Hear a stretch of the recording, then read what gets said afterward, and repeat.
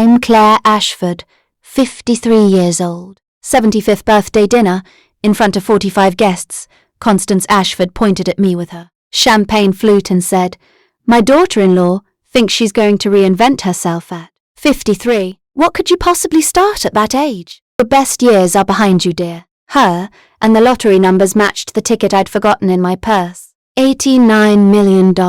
I was holding the only winning ticket in the country, and the woman who'd just buried me alive didn't even notice my hands shaking. Before I tell you this story, if you find it compelling, please like and subscribe, but only if you genuinely want to come along for this ride. Let me take you back to 3 weeks ago. The night everything cracked open. Constance Ashford doesn't throw parties. She stages coronations. Her 75th birthday had been planned for 6 months. Invitations on cream linen paper. Catered dinner for 45 people. A string quartet in the living room. And a speech she'd written herself, which she rehearsed twice in front of my husband Richard before the guests arrived. I know this because Richard told me. Not as a warning, just as a fact. The way you'd mention the weather. Richard and I have been married 27 years. He's a good man in the way a river is good. It goes where the banks tell it to go. Since the day he was born, I arrived at the house carrying a bouquet of peonies I'd grown myself and a ceramic planter I'd painted in my evening pottery class. The class Constance loved to mock.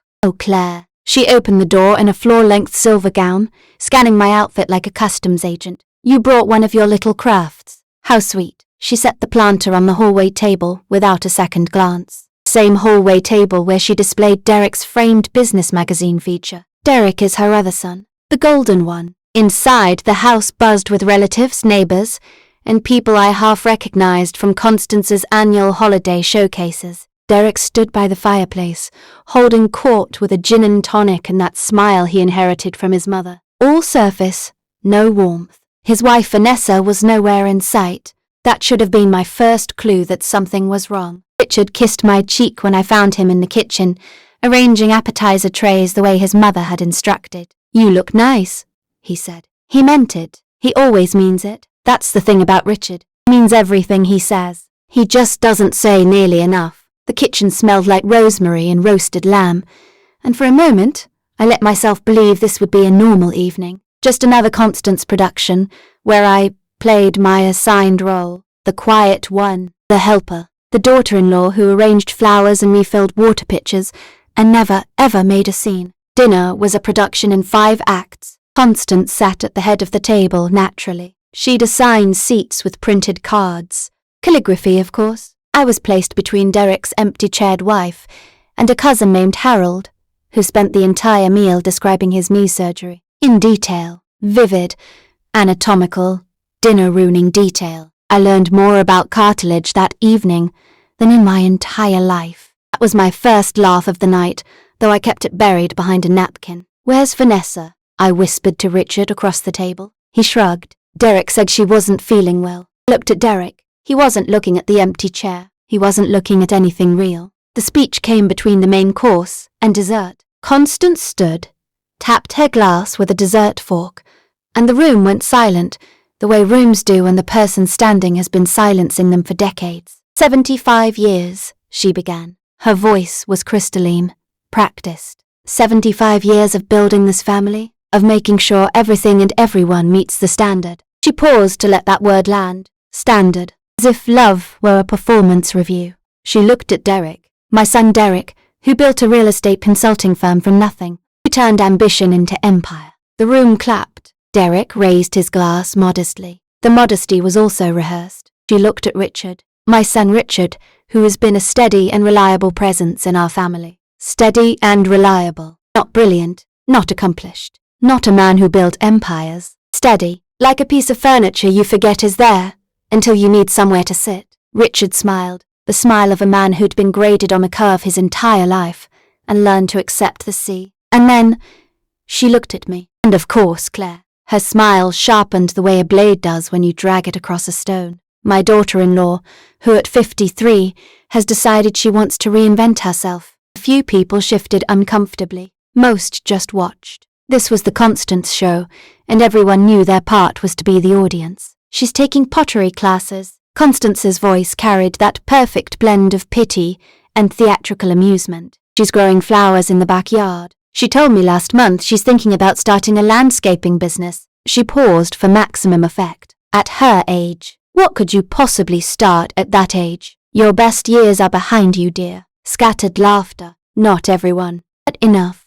Enough to make the heat rise in my face. Enough to make me grip the edge of my napkin under the table until my knuckles turned white. Eric chuckled into his drink. Harold stopped mid-cartilage to nod along.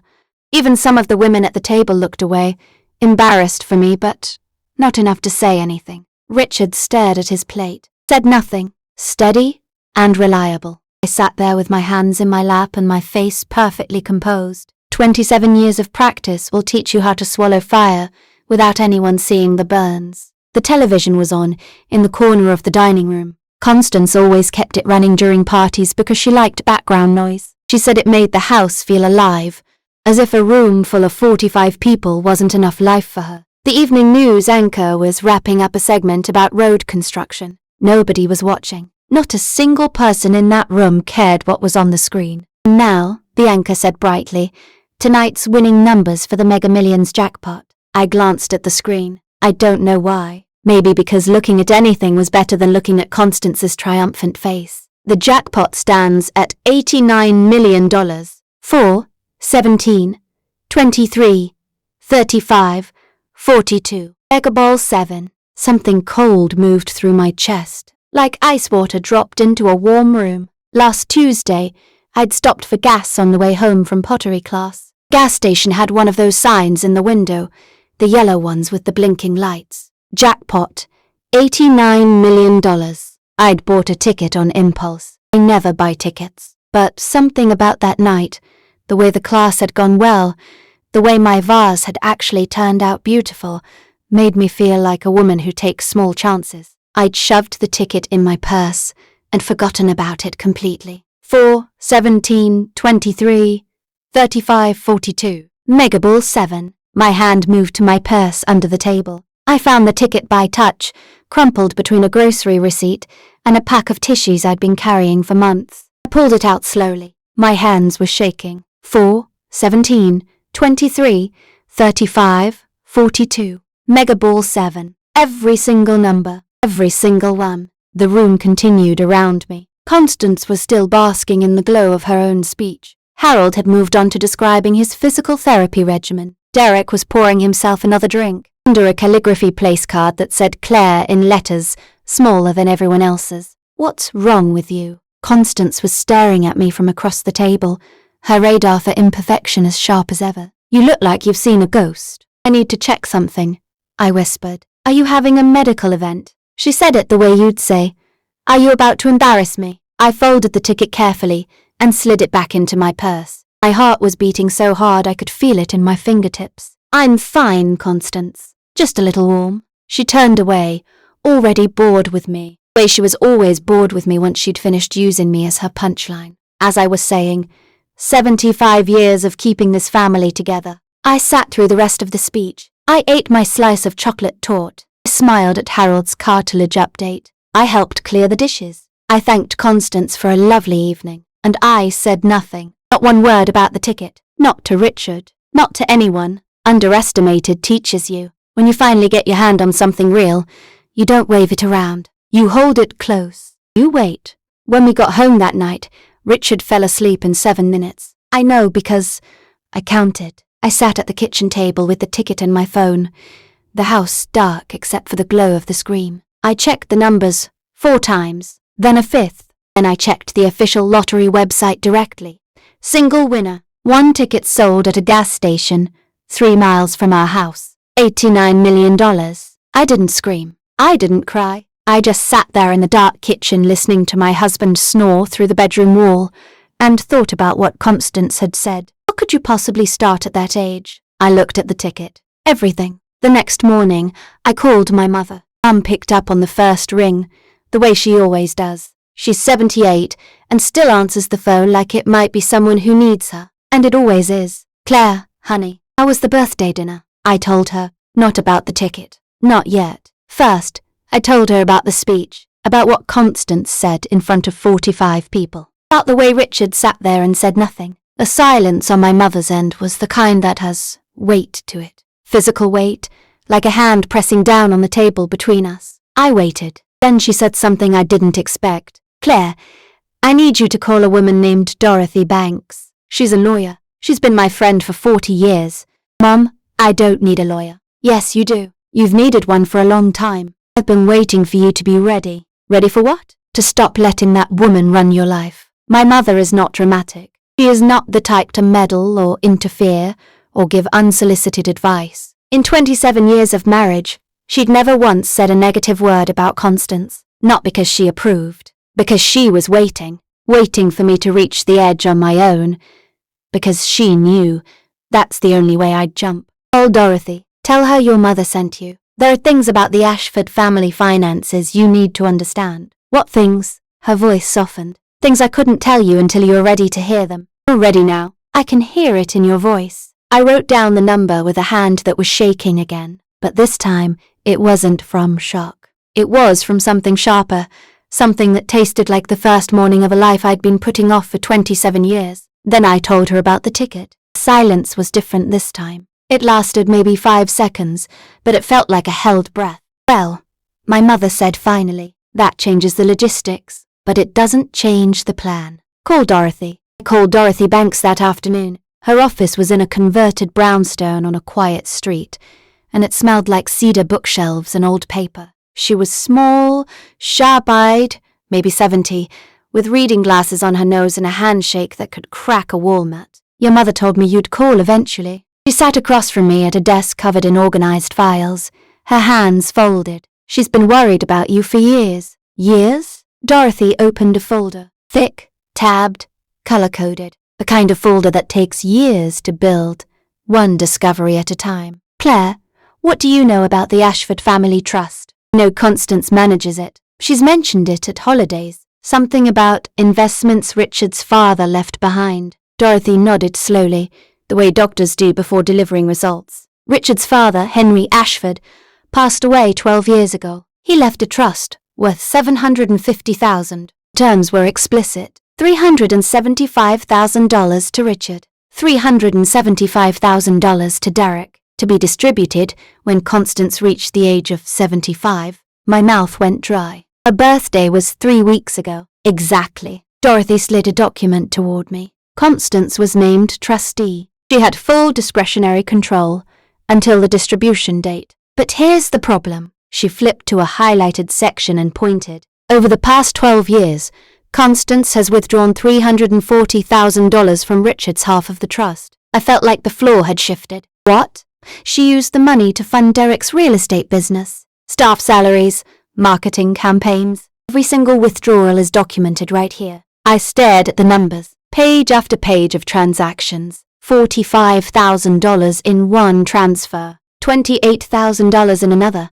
$67,000 for something labeled consultant fees that had no consultant attached. "Richard doesn't know," I said. It wasn't a question. "I don't believe he does. And your mother didn't know either, until about 2 years ago." "My mother knew?" "Your mother-in-law called your mother 2 years ago, asking for a $50,000 loan. Told her it was for Richard's medical expenses. Your mother called me to verify. There were no medical expenses. That's when I began investigating. My head was spinning. Constance had been stealing from her own son for over a decade, funding her golden child, while Richard and I lived on a budget so tight it squeaked every time we opened our wallets. The budget. My God, the budget. For 27 years, Constance had managed our household finances. Richard had handed it all over willingly. "She's good with money," he'd said, when we were newlyweds. "She helped Dad for decades. Our monthly allowance was $3,200. Mortgage, groceries, utilities, gas, everything. Every single month, Constance reviewed our spending and made suggestions that landed like gavels. "You don't need that pottery class, Claire. It's $75 a month. That's frivolous." I'd fought for that class. $75 a month of freedom. One of the few battles I'd ever won. Dorothy laid out the full picture. Trust was supposed to distribute $375,000 to Richard on Constance's 75th birthday. Instead, only $35,000 remained in his half. $340,000 had been funneled to Derek's company across 47 separate transactions over 12 years. Is this legal? I asked. Technically, as trustee, she had discretionary power over distributions, but the trust document states, and I quote, that funds shall be used for each beneficiary's benefit. Using one son's inheritance to fund the other son's business is a clear breach of fiduciary duty. What can we do? That depends. Dorothy took off her glasses and looked at me directly. Do you want to fight? Or do you want to disappear quietly? What do you mean? I mean, you walked in here looking like a woman carrying a secret, and I've been practicing law long enough to know the difference between someone who's afraid and someone who's ready. I told her about the lottery. $89 million. Dorothy Banks was not a woman who showed surprise easily, but her eyebrows lifted a full half-inch and stayed there. $89 million, she repeated. $89 million. She was quiet for a long moment, then she smiled. Kind of smile that has strategy behind it. Well then, Claire, let's make sure you keep every penny of that. And let's make sure Constance Ashford answers for what she's done. We spent 4 hours in that office. Dorothy laid out the plan with the precision of a surgeon. First, claim the lottery through a blind trust. This state allows anonymous claims. No name, no publicity, no trace back to Claire Ashford. Second, hire a forensic accountant to audit the entire Ashford family trust. Every fabricated receipt. Third, and this was the hardest part, do nothing visible. Not yet. Let Constance believe nothing has changed. Let her think I'm still the quiet daughter-in-law, growing flowers and making pottery, and accepting every insult with a polite smile. The hardest part wasn't the planning. It was going home to Richard that evening and acting like everything was normal. How was your day? He asked. He was on the couch, watching a game. Fine. I went to see a friend of Mom's. He nodded and turned back to the screen. Steady and reliable. I loved this man. I truly did. But I was also furious with him, in a way I couldn't yet name. Not for what he'd done, but for what he'd allowed.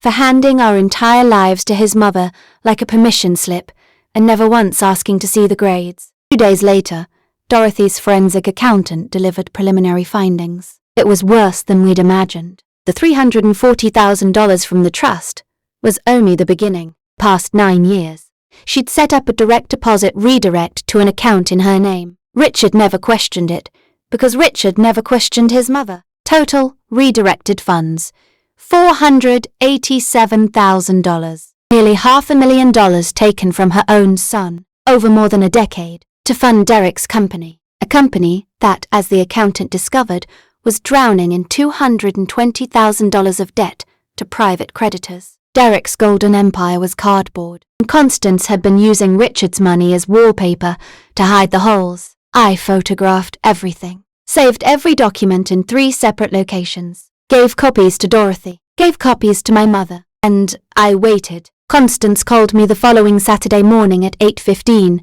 because Constance does not respect boundaries, including the boundary of sleeping past 8. Claire, I need you to organize Derek's welcome home dinner next weekend. He's been traveling for business. Of course, I said cheerfully. I'd love to help. My voice was honey. My hands were fists. Good, and wear something appropriate this time. That floral dress you wore to my birthday made you look like a sofa cushion. I'll find something nice, Constance. She hung up without saying goodbye. She never says goodbye. She just stops talking, and honestly, that's the best part of any phone call with Constance Ashford. I stood in my kitchen laughing at absolutely nothing, and it felt like medicine. I used the week strategically. Dorothy finalized the blind trust. Lottery winnings cleared after taxes. $54 million, deposited into accounts Constance would never see, never touch, never even know existed. The forensic audit was complete. Every fabricated receipt, every unauthorized transfer, every lie, catalogued and organized in a binder thick enough to stop a door, and then something I hadn't planned for. Vanessa called me. Derek's wife, the one whose chair had been empty at the 75th birthday dinner. Claire, can we meet? Her voice was thin, stretched tight, like a guitar string about to snap. Of course. Are you okay? No, I'm really not. Off town, one of those places with cracked vinyl booths and bottomless coffee that nobody you know would ever walk into. She looked like she hadn't slept in weeks. dark circles under her eyes, fingernails bitten to nothing. He's going to leave me, she said before I'd even set my purse down. Derek, he told me last month, right before the birthday dinner. That's why I didn't come. I'm sorry, Vanessa. She shook her head hard. That's not why I called you. I called because I found something. Something you need to see. She slid her phone across the table. On the screen was a spreadsheet. Derek's personal accounting records, the kind he thought no one else would ever look at. Look at the column labeled Family Fund. I looked. Transfers from an account ending in 4,471. Monthly, like clockwork. 12 years. That's Richard's trust money, isn't it? Vanessa's eyes were rimmed with red. I've been married to Derek for 8 years. I thought his business was successful. I thought we were living on his earnings. Our mortgage payments, cars, the annual trips to the coast, and all of it was funded by money that was supposed to go to your husband. Every single month, my stomach turned. Not from surprise, from confirmation. There's a difference. Does Derek know you have this? And there's more. Constance has been pressuring Derek to take out a second mortgage on their house, to cover the company's debts. He's refusing. That's why she's furious with him. That's why our marriage is falling apart. She calls him every single day, screaming at him, threatening to cut him out of the family entirely. Cut him out of what? There's nothing left to cut. Vanessa laughed. It was the saddest sound I'd heard in a long time. That's exactly what I told him. There's nothing left, Derek. She spent it all. I reached across the table and held Vanessa's shaking hand. Vanessa, I need you to trust me. Is what? I'm going to fix this. For all of us. But I need you at the dinner next week. And I need you to bring that spreadsheet. She studied my face for a long time. Her eyes narrowed, then widened. You know something else, don't you? I know everything. And it's time everyone else did too. She squeezed my hand back. I'll be there. If you've ever been treated unfairly by your own family, hit that like button if you're on my side. 'Cause what happened at that dinner is the reason I'm telling you this story. Derek's welcome home dinner. Constance's house. Again, 32 guests this time. Smaller than the birthday, but still enough of an audience. Same string quartet. Same cream linen napkins. Same woman at the head of the table, conducting everyone like an orchestra, only she could hear. I wore the floral dress. The sofa cushion, won. On purpose. Richard sat beside me, quieter than usual. He'd been off all week. I think he could feel something shifting beneath our feet, the way animals sense an earthquake 3 hours before it hits. But he didn't ask. He never asks. Constance delivered another speech. She praised Derek's business vision. She thanked herself for holding the family together through difficult times. Some people contribute to this family while others simply take up space. She looked at me when she said it. I smiled. Dessert was being served when Constance called for one final toast. And that's when I stood up. Actually, Constance, if you don't mind, I'd like to say a few words. The room shifted like tectonic plates. Claire Ashford did not give speeches. Claire Ashford arranged centerpieces and refilled water pitchers. Constance's eyebrows rose a full inch. Well, by all means, thank you. I smoothed my dress, the sofa cushion dress. I wanted to take a moment to talk about family, since that seems to be the theme of every dinner in this house. Polite murmuring. Richard looked at me with something between confusion and hope. Specifically, I want to talk about the Ashford Family Trust. The temperature in the room dropped. You could feel it, like someone had opened a window in January. Constance's smile froze. Her eyes went flat and hard, the way a predator's eyes go still when it realizes it's been spotted. Claire, this isn't the time or place. I'm not finished. 3 words. The most powerful 3 words I'd ever spoken in 53 years of living. Henry Ashford left a trust worth $750,000. $375,000 designated for Richard. $375,000 designated for Derek, to be distributed on Constance's 75th birthday. Constance pushed back from the table. This is private family business. Then it's a good thing we're surrounded by family. I looked at the 32 faces watching us. Aren't we? Nobody moved. Over the past 12 years, $340,000 has been withdrawn from Richard's half of the trust and transferred directly to Derek's business accounts. Richard turned to face his mother, slowly, like a door opening onto a room he'd never been allowed to enter. What? He said quietly. Richard, she's lying. Constance snapped. Her voice had that sharp edge that used to make me shrink. It didn't work anymore. I'm not finished. I pulled out the folder Dorothy had prepared, the one thick enough to stop a door. Change he never authorized. I set the bank records on the table in front of everyone. Total funds diverted from Richard to Derek's accounts. $487,000. The room erupted, not all at once. It started as whispers, then gasps, then full conversations breaking out like scattered fires across a dry field. This is absurd, Constance declared. She was standing now, gripping the edge of the table. I managed those finances to protect this family. Everything I did was for this family. Then you won't mind explaining this. I looked at Vanessa. She was already standing. Her hands trembled, but her voice rang clear across the dining room. I found Derek's personal records. Every dollar Constance transferred from Richard's trust went directly into our household accounts. Our mortgage, our car payments, our vacations. For 8 years, I believed we were living on my husband's earnings. We were living on his brother's stolen inheritance. Derek went white. Vanessa, what are you doing? The truth, Derek. Something this family desperately needs. Constance's face twisted. You ungrateful little... And then Richard spoke. Quiet Richard. Steady Richard. Reliable. Furniture Richard, who never raised his voice, never made a scene, never pushed back against his mother in 53 years of being her son. Mum, he said. Just that one word. But the way he said it split the room in half. Is it true? Constance looked at her son. For the first time in my life, I saw something in her face that I had never seen before. Fear. Real.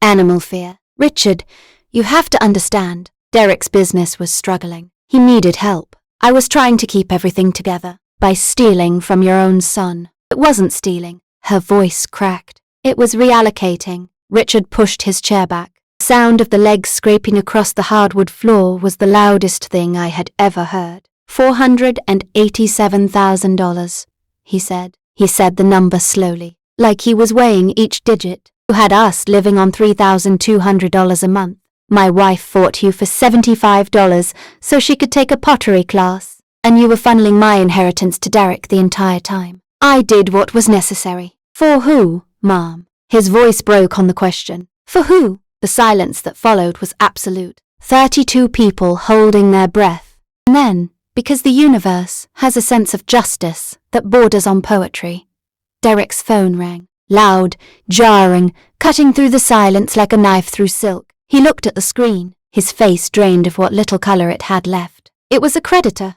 one of many, as we would all learn soon enough. The calls had been coming for months. He just hadn't told anyone. I didn't plan what happened next. I didn't orchestrate the collapse. I didn't have to. Over the following 2 weeks, Derek's consulting firm imploded under the weight of its own fraud. 3 creditors filed claims simultaneously. The debts totaled $220,000. Without Constance's stolen pipeline, there was nothing holding it up. The empire was made of paper, and the match had already been struck. Vanessa filed for divorce the same week. She moved in with her sister and took the children. Derek's lending practices to the state regulatory board. The interest rates he'd been charging private borrowers weren't just unethical. They violated state lending laws. I didn't lift a finger. I didn't have to. The truth is, its own demolition crew. Constance tried to rewrite the story. She called every relative in her book. Claire is destroying this family. She is mentally unstable. She manipulated everyone. But the documents were already out. Vanessa had shared the spreadsheet. Richard's cousin Patricia had photographed the bank records right there at the dinner table. Uncle Frank, who'd been suspicious of Derek for years, finally had proof. Within 10 days, Constance had 47 missed calls she couldn't return. Not because she didn't want to, because the people calling weren't asking for her side of the story. They were asking for receipts. She stopped answering her phone after the first week. Then Constance called me, directly. One last attempt. It was a Tuesday morning, overcast, the kind of day that feels like it's holding its breath. My phone lit up with her name, and I almost didn't answer. Almost.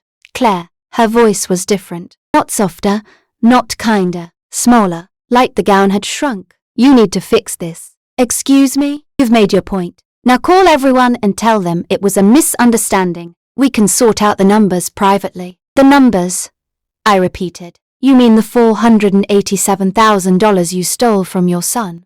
I didn't steal anything. I managed this family's resources. Constance, you managed them into someone else's bank account. She was quiet for a long time. When she spoke again, her voice had that old edge back. Blade on the stone. You think money makes you powerful? You're still the same woman growing flowers in the backyard. No amount of lottery money changes what you are. You're right. It doesn't change what I am. It just showed everyone what you are. She hung up. That was the last time Constance and I spoke directly. Richard moved into a hotel for 5 days. Not away from me, away from everything. For 27 years, I let him have that space. After this long together, I knew when to push and when to wait. He called me on the 3rd night. Claire, I'm sorry. His voice was raw, scraped clean. I should have paid attention. I should have asked questions. I should have protected you. Protected us. You're not the villain in this story, Richard. Maybe not. But I wasn't the hero either. You're here now. That counts for something. Silence. He said something that caught me completely off guard. What are you going to do with the money? I stopped breathing. I hadn't told him about the lottery. Not directly, but he knew. Somehow, he knew. How long have you known? I whispered. Since the birthday dinner. Your hands were shaking under the table, and you never shake. I checked the lottery numbers the next morning. Why didn't you say something? Because I wanted to see what you'd do with it. He paused, and you did exactly what I'd hoped. You didn't run. You didn't hide. You stood up. I cried then. For the first time in 3 weeks, I let myself fall apart, sitting on my kitchen floor at 11 o'clock at night, with the phone pressed to my ear and tears running into my collar. What are we going to do, Claire? He asked. We're going to start over, both of us, together. At 53, I laughed through my tears. A real laugh, finally. Everything, Richard. We're going to start everything. That was my 3rd laugh, the one that felt like coming home. My mother visited the following week. She brought soup, because that's what Joan Whitfield does when the world cracks open. She brings soup, and somehow, the soup actually helps. She sat at my kitchen table and listened to the entire story without interrupting. When I finished, she nodded once. I never liked that woman, she said. Mom, in 27 years, you never said a word. Because it wasn't my place to tell you who your mother-in-law was. It was your place to discover that for yourself. And you did. She covered my hand with hers. I'm proud of you, Claire. Not because of the money.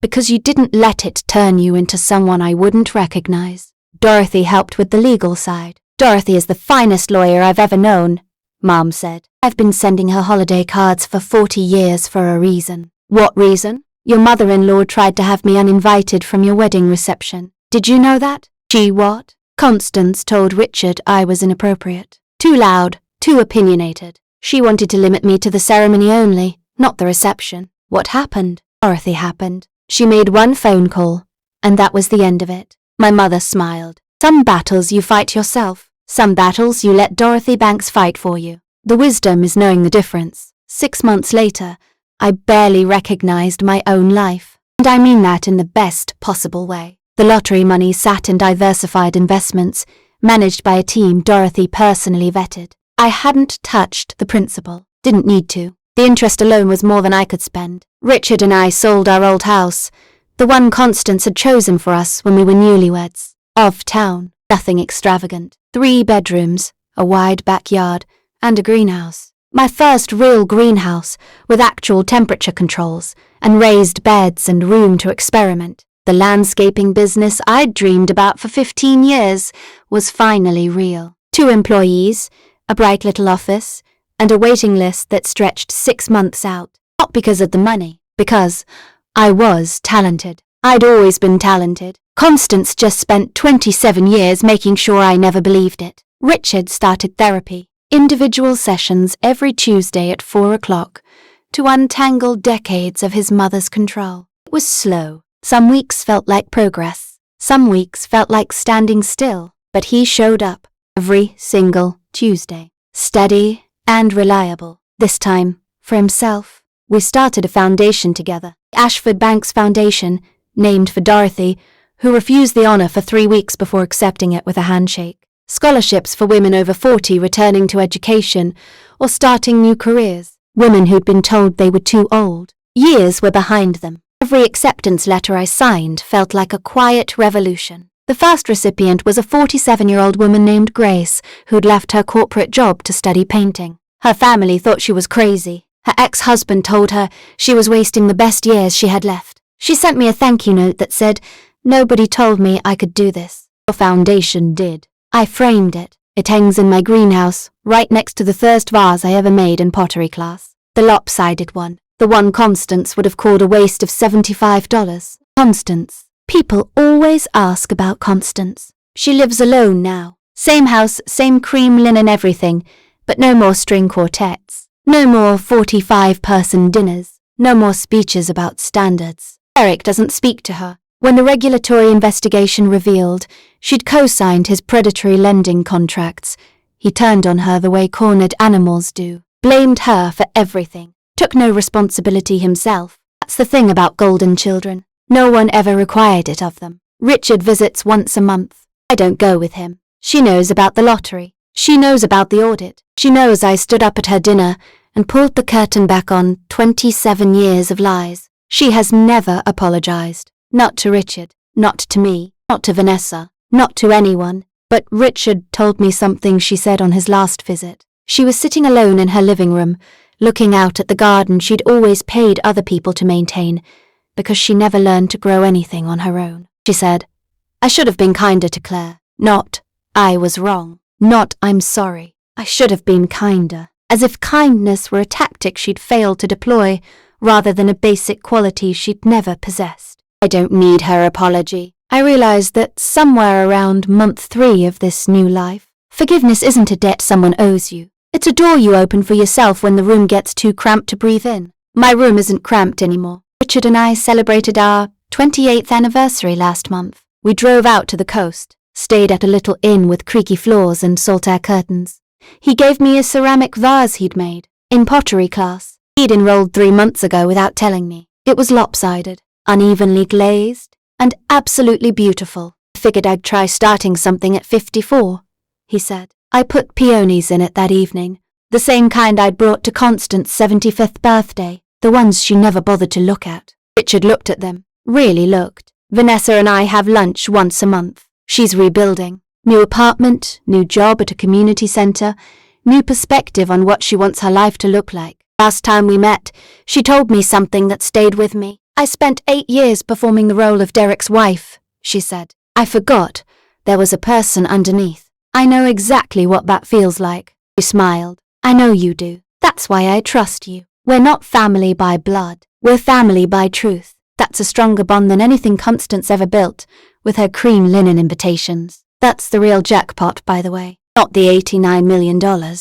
Not the house or the greenhouse, or the foundation, or the waiting list. Being seen by someone who finally learned how to look. People ask me if the money changed my life. The honest answer is complicated. The money gave me options. The options gave me courage. But the courage was always there. It just needed one terrible moment at a 75th birthday dinner to finally show up. $89 million didn't make me brave. A crumpled gas station ticket didn't make me brave. Constance Ashford standing in her silver gown telling me in front of 45 people that my best years were behind me. That's what lit the match. She started the fire. I chose what to burn. If you're listening to this and you're 53, or 63, or 73, and someone has told you it's too late to start, I need you to hear me clearly. It is not too late. You don't need $89 million. You don't need anyone's permission. You don't need a speech at a birthday dinner to tell you who you are. You need one decision, for wanting more. Your best years aren't behind you. They're not ahead of you either. They're right now, this moment. The one where you decide. I'm Claire Ashford, 53 years old, landscape designer, greenhouse grower, wife, daughter, philanthropist, and a woman who finally answered the question her mother-in-law asked in front of 45 people. What could you possibly start at that age? Everything.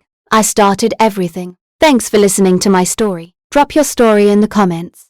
I read every single one. Like and subscribe if this hit home, and check the description for the next story waiting for you. Until next time, remember, you're never too late to begin.